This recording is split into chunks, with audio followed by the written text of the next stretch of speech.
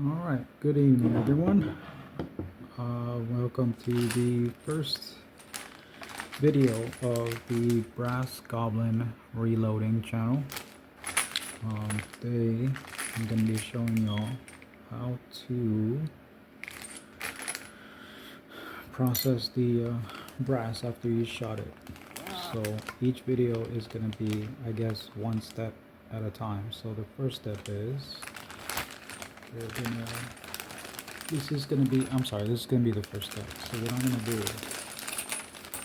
is see the brass right here.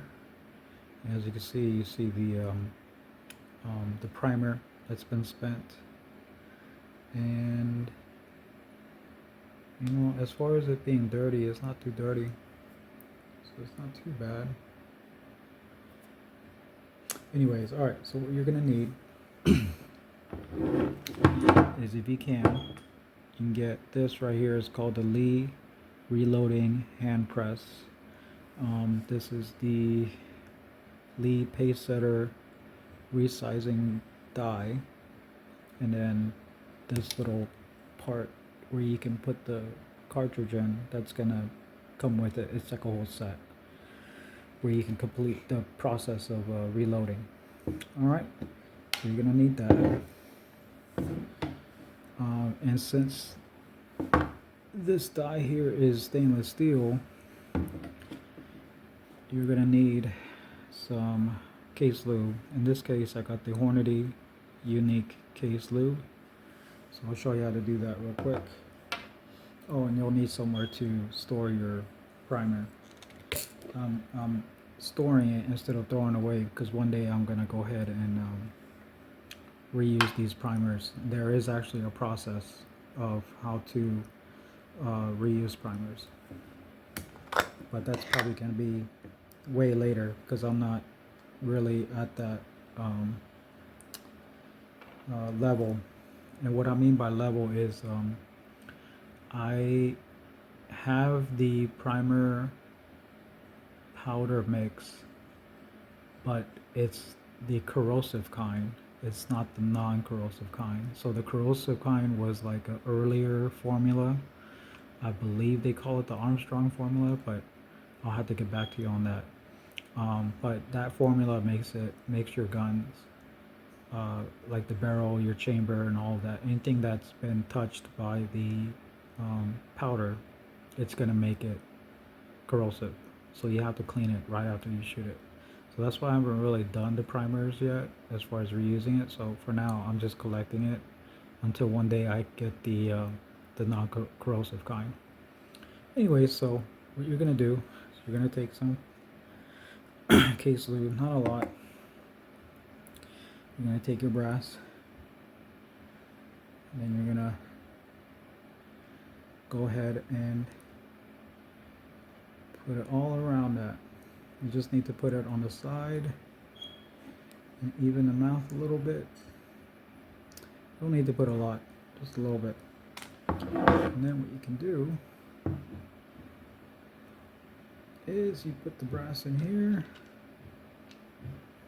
You kind of have to align it. And what this is going to do is it's going to resize this. So if this mouth part is like lopsided, it's not in a perfect circle, it's gonna resize it to where it will bring it back to the perfect circle.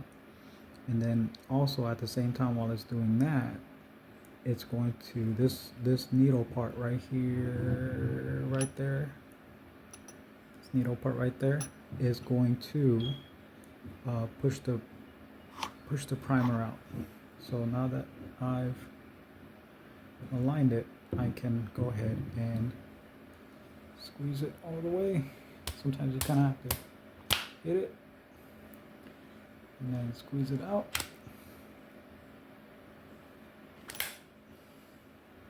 And there you go. See? Primer's out. And then so this part of the hand press, it's where the primer is going to be falling into. So if you want to be able to take that out, you have to take this off. And then I'm gonna pour it. I think it came out. Not sure. I'm sure I'll figure it out. But that's one. So that's pretty much what the process is. Okay.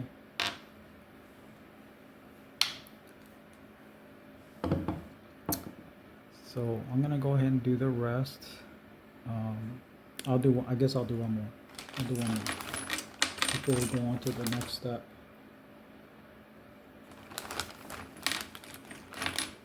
Okay, fine.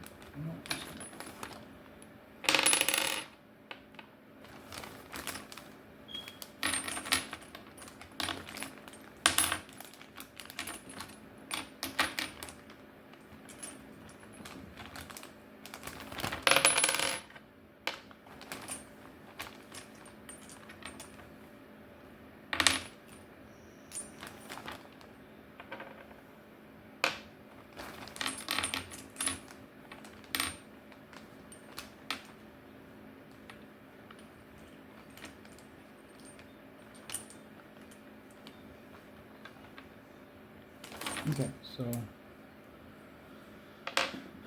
collect it. So now, the reason why you put case lube on the brass, because there's two types of dies. There's the stainless steel and carbide.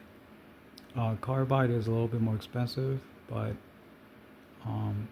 it's a lot smoother. So it'll. Not saying you don't have to put lube on that carbide or the brass to, resize it on the carbide die, on the carbide die. But if you try to resize the brass without lubing it on the stainless steel die, it will get stuck and it'll be extremely hard to take out. So yeah, that's why I would highly recommend getting case lube and lube your brass so that you can take it out. Like even lubing it, I still had to kind of hit that and then pull it back out. It still takes a little bit of effort. So, but it'll prevent it from getting it stuck in there. Because once you get it stuck in there, it's done. Like you'll have to get another die because it's going to be extremely hard. Like unless you know how to take it apart piece by piece and take it apart that way, it's going to be very hard. So anyway, so that is the first part of it, and then I'll show you the next portion after I get done getting the rest of this brass. So I just saw an example. So as you can see, you see how that mouth is a little bit kind of lopsided, like it's flat on this side on the right. So I'll show you. So this is flat, right? And it's not in a perfect circle. This is what I mean. So I'll go ahead and lube this up a little bit.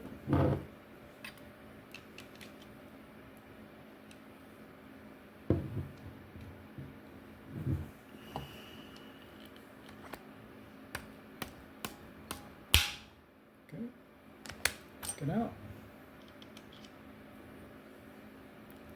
And bam, look at that. See? A lot better now. So that's what I meant when it resizes. It resizes the mouth of the brass.